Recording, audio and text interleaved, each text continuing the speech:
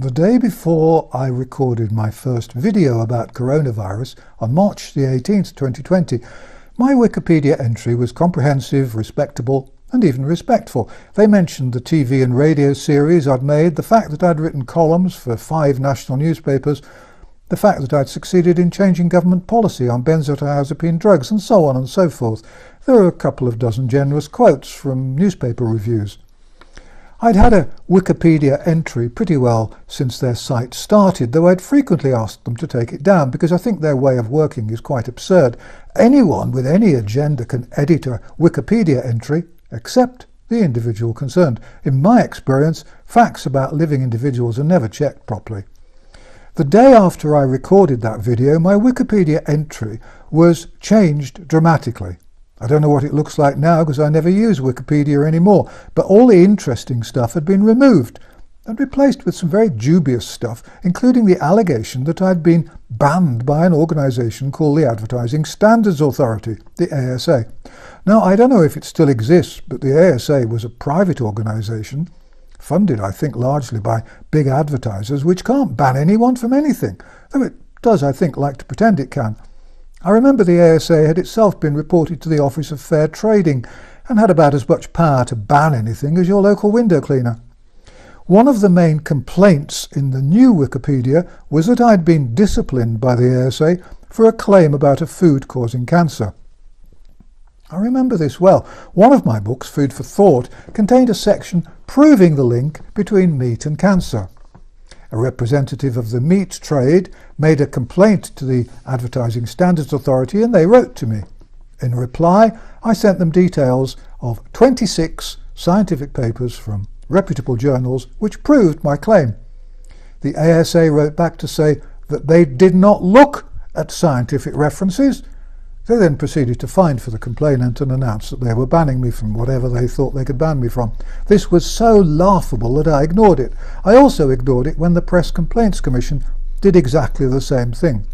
There's a summary of the evidence I tried to submit to both organisations on my website, headed Meat Causes Cancer, the Proof. Wikipedia editors searching for ways to demonise me dug these decades-old judgments, presumably from page 738 of a search engine, and stuck them and similar nonsenses on my Wikipedia page. I've written about these absurdities several times, and I believe that Wikipedia knows that these claims are absurd, but to them they served a purpose, because what Wikipedia was doing was demonising or monstering me in an attempt to persuade users of the Wikipedia site that I was untrustworthy. This is by no means the first time this has happened to me. Indeed, it's happened scores of times over the years, and it is, I fear, the price anyone has to pay if they want to oppose dishonesty, corruption and deceit.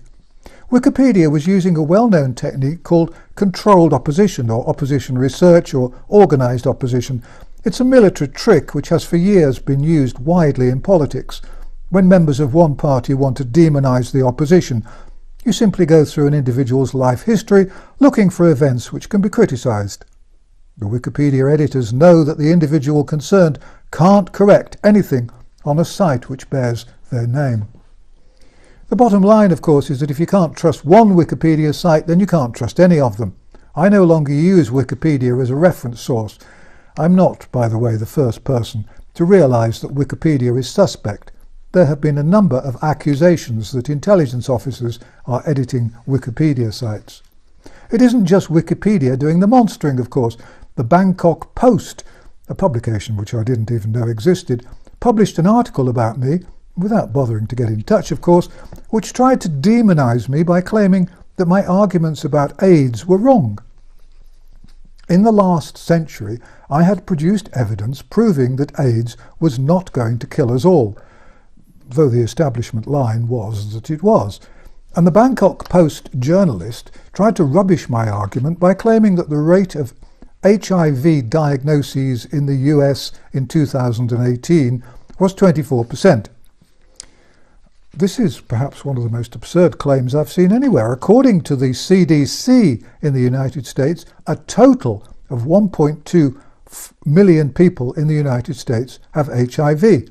Since the population of America is currently over 300 million, that means that the rate is not 24% among heterosexuals, as claimed by the Bangkok Post, but about a third of 1%. Personally, I think that if the Bangkok Post had any self-respect, they'd withdraw the article and send the writer back to school, but I doubt if they'll do either.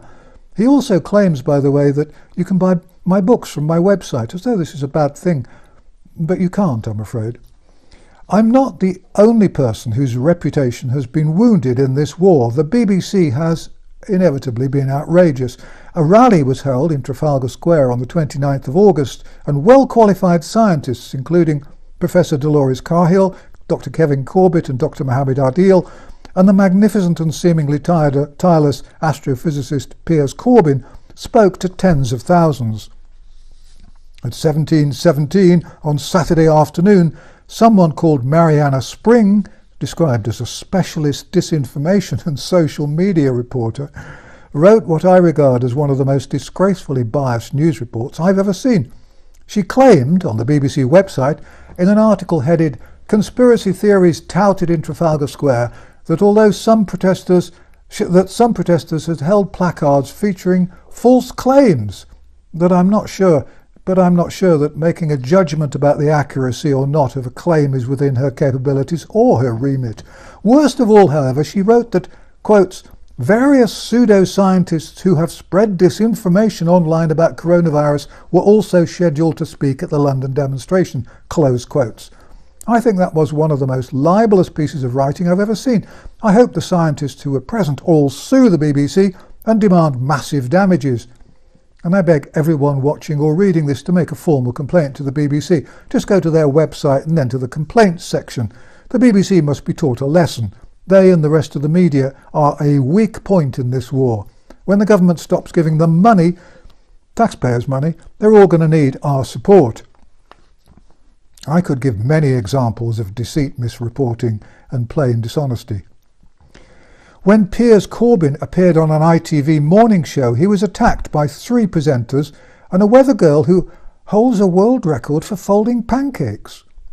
One of them was someone called Dr. Hilary Jones, who was described in a journal called Pharmacy Business as a non-executive director of Medtate, which is described as a nutraceutical company, whatever that is, which makes and sells pharmaceutical products.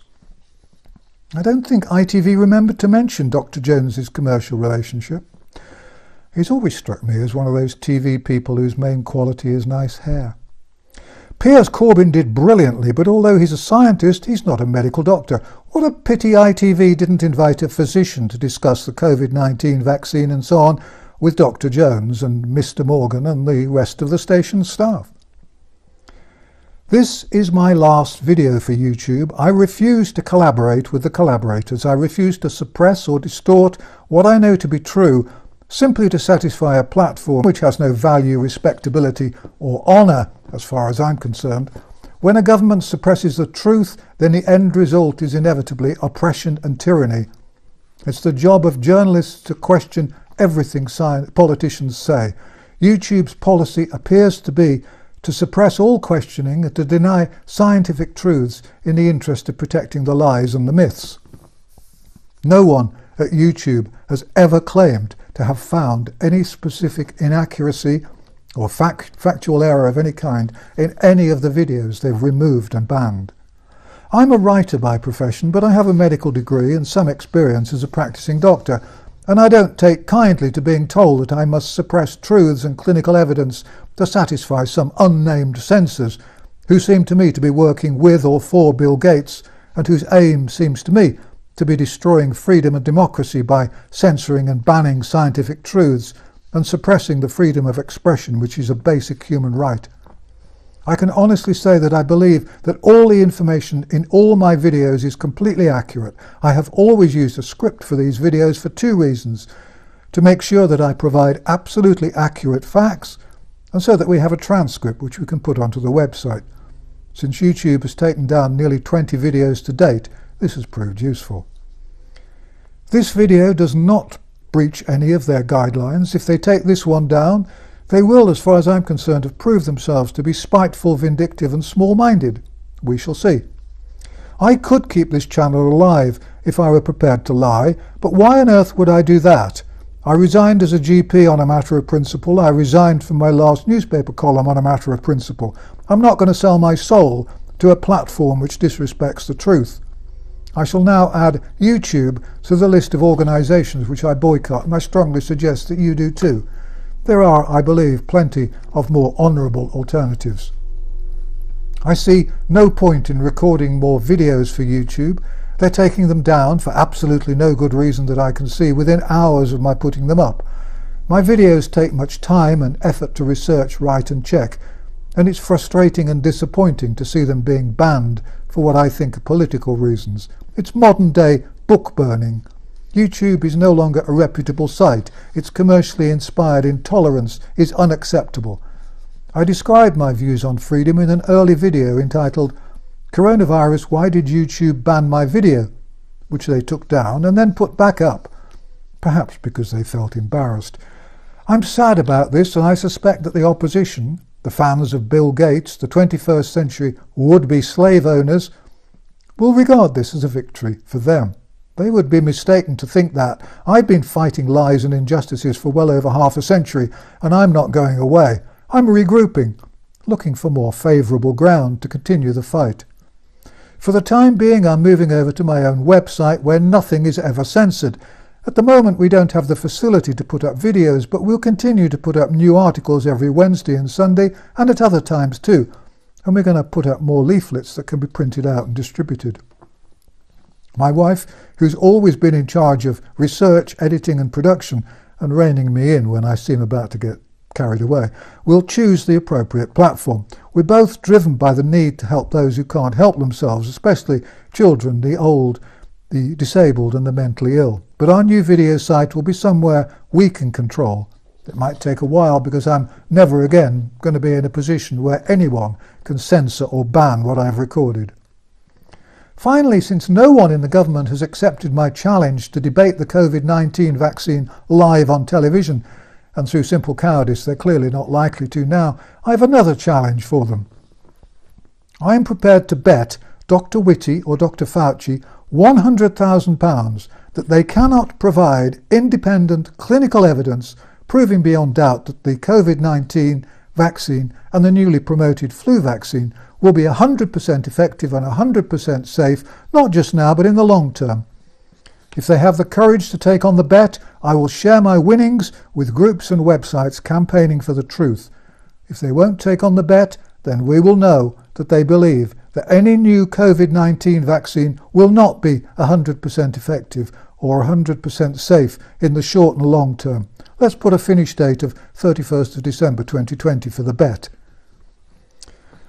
Thank you again for watching the videos. Thank you for sharing them on brand YouTube and BitChute and wherever else. Please share this one too, and thank you again for your support. I'm sorry I can't reply to messages, but we get many thousands a week, and I worked out the other day that if I replied to them all, I'd need 48-hour days and there'd be no time for anything else whatsoever, not even sleeping. So please forgive me. Distrust the government, avoid mass media, and fight the lies. Please remember that although you may sometimes feel that you're alone, you're not. More and more people are waking up, and we will win this war. And so, au revoir from an old man in a chair. I'll be back, but not on YouTube.